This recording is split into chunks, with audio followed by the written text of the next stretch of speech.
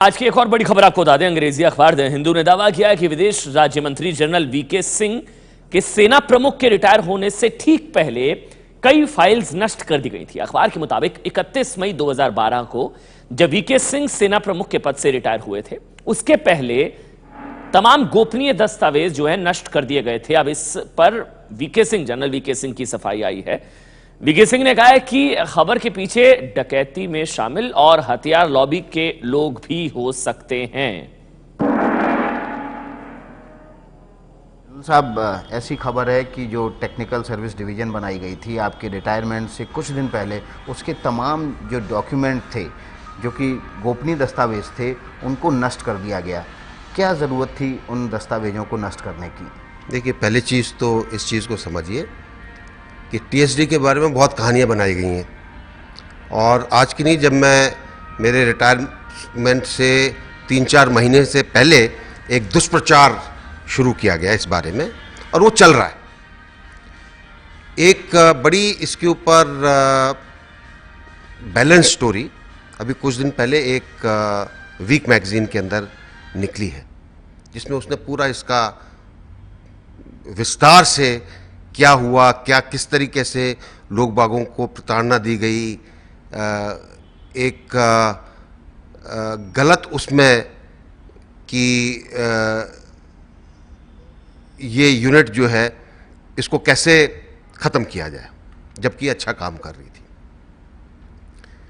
जिस महानुभाव ने ये रिपोर्ट लिखी है, आपको रिपोर्ट पढ़ने से साफ पता चल जाएगा कि किसी ने उनको लिख कर दी है, और इसमें जो दिखाने की कोशिश की है, एक परोक्ष रूप से मेरे ऊपर लांछन लगाने की कोशिश की है।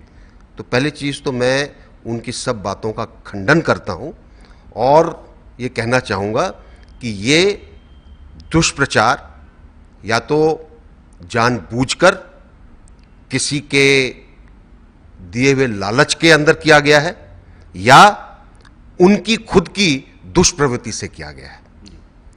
इनके लिए मैंने एक बार पहले भी कहा था, जब इन्होंने कुछ चीज़ें निकाली थी, कि ये ऑफिशियल सीक्रेट एक्ट के नीचे इनके ऊपर केस चलना चाहिए।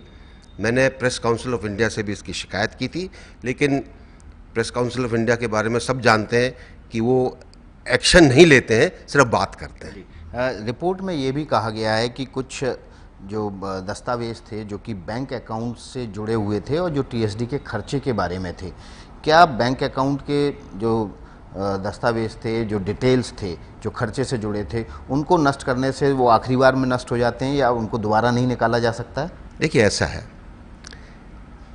इस हवलदार को, जिसके बारे में मैंने इन महानुभाव के ईमेल के जवाब में लिखा है कि इन्हीं की खुद की रिपोर्ट थी 2012 की कि इसको फंसाया गया। अगर इसको फंसाया गया तो कुछ किया गया होगा। दूसरी चीज़, इसका कोर्ट मार्शल हो चुका है। अगर कुछ ऐसा तथ्य होता तो सामने आता। इसका मतलब एक मन गढ़ंत कहानी बनाई गई कि जी उसके वो बैंक के भी डॉक्यूमेंट ख़त्म हो गए, वो जो डिटेल हैं, जो प्रोसीजर में हैं, वो होंगे। अगर नहीं होते तो कोर्ट मार्शल के अंदर वो चीज़ें निकल आती। नहीं निकली है, इसका मतलब ये गलत है। तो इसके पीछे कौन है, ये पता लगाना ज़रूरी है। मेरे को लगता है कि इसके पीछे कुछ वो लोग हो सकते हैं जो कि जोरहाट डकैती केस के अंदर इन्वॉल्व थे, क्योंकि और किसी का मुझे इसमें इंटरेस्ट नहीं दिखता। या वो लोग हो सकते हैं जो किसी कारण तब से लगे हुए हैं दुष्प्रचार के अंदर टीएसडी को लेकर, जिसमें एक वो शख्स भी हैं जिन्होंने रिश्वत देने की कोशिश की थी।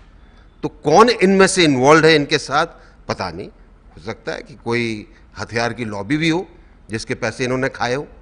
तो मुझे तो इनके ऊपर बहुत शंका है।